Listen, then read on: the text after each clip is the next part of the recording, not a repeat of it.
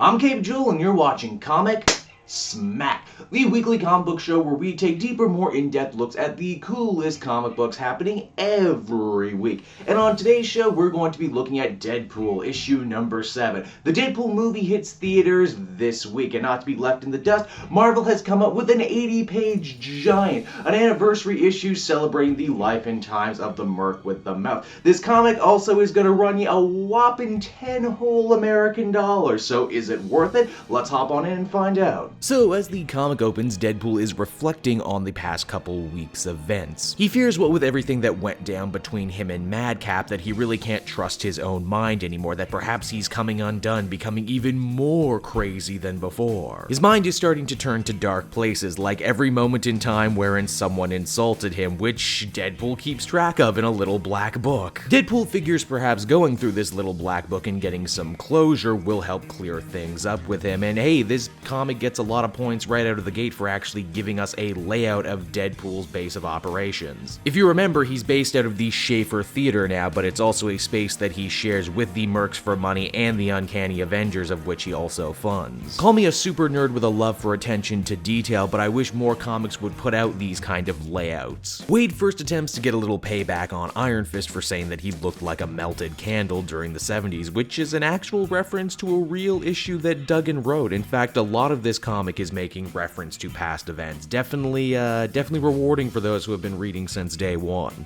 After that, it's off to have some words with some hand ninjas, only here's where things get kind of weird. Apparently, Deadpool messes with the hand ninjas once every couple of months for slights that they did to him in the past. Only Deadpool's mind is such a wreck, basically Swiss cheese because of all the experiments and head trauma he's suffered over the years, he can't actually remember doing any of this. It's at this point he gets a call from his wife, Shikla, the Monster Queen. If you remember, these two haven't exactly been getting along the last little bit. Shikla's not happy what with Deadpool trying to go more straight and more heroic. Plus, as they teased before and after Secret Wars, Shikla herself might be going in a more sinister direction. She seems to be building up a monster army, and that can't possibly be good. But that will have to wait until after, her and Deadpool have a bang session. Apparently all this boot knocking does manage to knock some memories loose from Deadpool's head. Apparently once upon a time he actually did try and get some psychiatric help. Who was the person Deadpool trusted enough to try and help cure his mind? Well, it was Hulk supporting character Doc Samson. Unfortunately, Wade can't go ask him any questions about the time they spent together because Doc Samson is freaking dead. This, of course, doesn't stop Deadpool from digging up Doc Samson's grave, and for those of you who are big fans of Duggan's writing like myself, you'll know this is actually the second time he's dug up Doc Samson's grave. He did it in the Hulk book, too. Furthermore, when reading his revenge book, Wade finds a message scrawled in it in bright red ink saying, "Creed was here."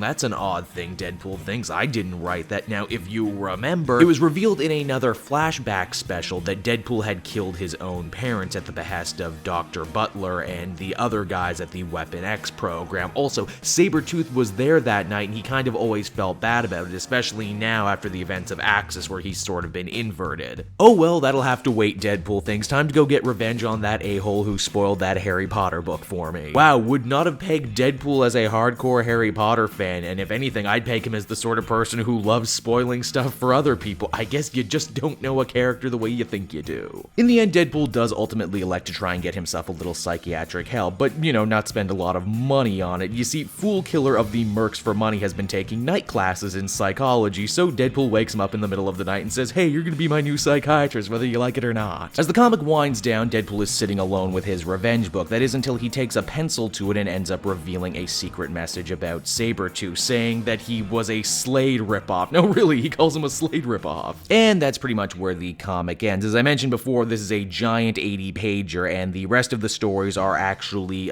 focusing on individual members of the Mercs for Money. They're all pretty entertaining. I personally like the Fool Killer Community College storyline. Of course, I am kind of left with the feeling that this is a Deadpool anniversary issue that only only kinda sorta focuses on Deadpool. And I'm sure Deadpool fans who have been in this way longer than I have will be first to say, yeah, it's an anniversary issue, but really only an anniversary for the Duggan era. But you know what, at the end of the day, it's still funny, still action-packed, maybe not worth the $10 whole that it's gonna run you, but still pretty good. I would give it a 7.5 out of 10. Hey everyone, thanks so much for watching my newest video. I hope you enjoyed it, and I hope you'll feel like checking out some more videos I have on offer here at Cape Joel.